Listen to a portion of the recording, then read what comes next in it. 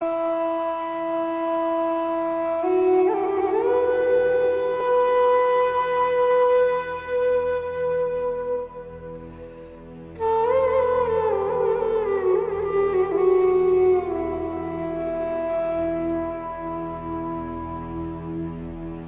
have a very interesting speaker today, Dr. Tina Barsby. She's the Chief Executive of NIAB. She's been working there last 10 years. She's a member of, she's Fellow of the St. Edmund's College, Cambridge, and she's the Fellow of the Royal Society of Biology. She's the Trustee of the Laws Agriculture Trust, and she's the member of board of a big world largest data center, Agrimetrics. And she's a member of a lot of other food agri-tech networks in the UK. So here, Dr. Tina Barsby. She's recently awarded OBE. These are slides left in relation to the top one. You got at 5:30 last night. Are they the right one? Yeah, they should work. They should work. Okay, I was changing my slides until the last minute. Thank you very much, Jawad and Khalid, for inviting me. I'm learning about Pakistan. I know a lot about agriculture and a lot about farming, and in my view, farmers aren't very different the world over. But it's been a really interesting time for me over the last few months to look at some of the challenges that particularly pertain to Pakistan. So let me just tell you a little bit about NIAB. NIAB was part of government until 1996, and it was it wasn't really privatised. It became a charity, a not-for-profit, and it still has a charitable mission to help the industry fulfil its potential in crop production. Since 1996, NIAB's changed what it does. Its original purpose was putting in place seed systems and evaluation of varieties for the UK government, and as a result of that, it's had many consultancies all over the world. But it has now changed quite a bit and absorbed other organisations, now does much more research, and importantly has a farmer membership to which it delivers agronomic advice independent of the sale of chemicals. So we already heard about the global goals, the Sustainable Development Goals, and it was interesting to hear that Pakistan was the first country to sign up to these goals. And of course, eradicating poverty, zero hunger, and health and well-being are the first three of these goals, and agriculture underpins all of them. Agriculture faces challenges globally wherever you are, and none of these things will be unique to Pakistan, and I think you'll recognise all of them. Climate change and crop disease will limit productivity. We're losing biodiversity of our crops. We're losing those wild relatives, which will enable us to find solutions to disease and to climate change. And farmers are vulnerable, and it's not an easy job. So I think that these are other things that we need to bear in mind. These people need to make a living. They need to make a living out of agriculture. But at NIAB, we like to think that there are opportunities for crop science to improve productivity and resilience, and taste and nutrition. And plant science is really important in underpinning that learning and understanding the underlying mechanisms. And it's really important that our university plant science is supported and linked globally so that we can come together to improve our crops. So these are very old slides, and I just want to go through them very quickly, but I think they illustrate an important point, which is that generally countries like the US produce more per acre, per hectare of land than developing countries like India and Pakistan. And if wheat is a crop that we're very actively involved in at NIAB, those numbers are a little bit misleading, because if you look at the UK, you would see yields there are much, much higher, because we have winter varieties, we have a lot of rain. But anyway, it just serves to illustrate the point. And another interesting link to that is that the production per head is also lower in these countries. So the amount of food that can be produced by one farmer, one individual, could be improved. And then there's the fact that we all import some of the things that we eat, and we export other things to other countries. And in Pakistan, the balance is, according to the people that we've met in the government, the wrong way round. They believe they could be exporting more, maybe not importing less, because it might be necessary because of different requirements of different commodities. So agriculture is the mainstay of Pakistan's economy, and it's dominated, as in many developing countries, by a large number of smallholder farmers. The main crops are wheat, rice and cotton, and importantly, the government supports these major commodities, and the majority of the production is in the Punjab. This domination by smallholder farmers will change. It has changed, and it is changing throughout the world. And as it changes, the way we grow our crops will change. Much of smallholder farming is done by individuals, by families, by hand. And there will be mechanisation, there will be reliance on chemical inputs that will change over the coming years. So, some specific things to Pakistan. We also I mentioned the subsidy, and one of the things that does is, if you're subsidised to grow wheat and rice in a rotation, even if your land is capable of growing fruit and vegetables, why would you take that risk? And so that is one challenge. And we saw in the Punjab, they have a very interesting concept of adaptive farms, where they are trying to demonstrate to people the benefits of growing things like strawberries and other fruit and vegetables. And that needs to be done. Sometimes just simple demonstrations can help, but it's a tricky one. Similarly, you'll see overuse of nitrogen fertilizers. So in Pakistan, and also at NIAB, we have a research project funded under the GCRF program, actually, with the Punjab Agricultural University in India, where they have a similar issue with nitrogen fertilizer, because again, it's subsidized by the government. But I'll come on to say something more about that in Pakistan, because they've changed the way they do things quite considerably. And so the farmers can have as much nitrogen as they want, and we know nitrogen's a polluter, and increases the human impact on climate change. And people are using more of it than they really need to. They also have access to as much water as they want, despite the fact that we've just heard that all the energy is being taken out of it on the way down. But and so that there are things that need to be improved. The seed systems need improvement. Farmers often save their own seed, which sounds like a great idea, and we often hear that advocated, because why shouldn't they? The problem, of course, is that they can retain the disease in that farm-safe seed, and some crops which are hybrid don't breed true. And so that those sorts of practices need sometimes, farmers need educating about when and farm-safe seed is appropriate and when it isn't.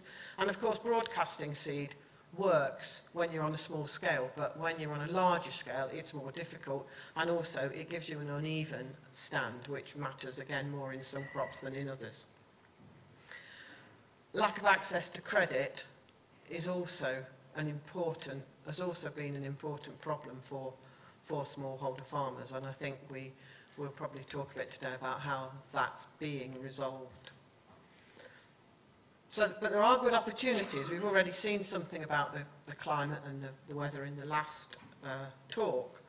And the geography does give opportunities for diverse cropping. We heard a lot about the opportunities for growing mangoes, for example, and exporting mangoes, but there are many others that could be grown there. Interestingly, we know that new technologies are coming on stream which can improve agronomic advice and potentially can reach more farmers. So digital technologies, the use of mobile phones and the internet to actually, which isn't the case in the UK, you can actually get the internet in rural areas, then those new technologies can help to get that information to farmers in a much more efficient manner. Also in Pakistan, there is a change coming, which is the private sector coming into agronomy and therefore helping to improve productivity. So in the UK, you will probably be, maybe any of you who are in farming will be aware that most farmers get their agronomic advice from someone who also supplies them with agricultural chemicals. So the agricultural chemical companies have an incentive to help the farmer, and that is really what they're doing. I mean, sometimes they inevitably sell them things they don't need, but generally speaking, there's a commercial incentive for these companies to get out there and tell the farmer how they could better be growing their crops. What we saw in the Punjab is that the government is very willing to change and invest. It was really pretty impressive what they were doing. So on a recent visit, I learned a couple of things. So they've linked together this issue of access to credit with wanting to improve extension by saying, if you want a loan, and we'll be giving interest-free loans, and by the way, we've raised the money for those interest-free loans by changing the mechanism for the subsidy of nitrogen fertilizers. I don't really know all of the details, but the subsidies used to go to the companies, and now they've changed that, and the subsidy's going direct to the farmers, and that's resulted in a saving. And they're reinvesting that saving in extension. And one way is these loans. So if you want a loan, you have to accept a mobile phone, which is loaded with some software, which will help, will have decision support tools on it, and the sorts of tools on it will grow.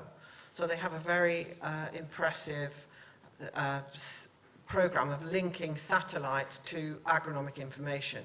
They can predict, and I know there are many other countries who are working on this, but I haven't seen anything quite so good. They can look at a field of wheat from a satellite and tell you whether it's a high-yielding one, it's going to be a high-yielding one, low-yielding one, or a medium-yielding one. And they've actually corroborated that with getting farmers to send this information to them. The farmer also has to go for some training, and they also have to send in a sample of their soil, which is again really important. You know, in order to help them with what they should be growing, you need to know what their soil's like. And they've put a big emphasis on training. And I put pre-election, but I can't see these things changing. There's such a wave now that it will happen. There's a little bit more on the Connected Agriculture Platform for the Punjab, as it's called.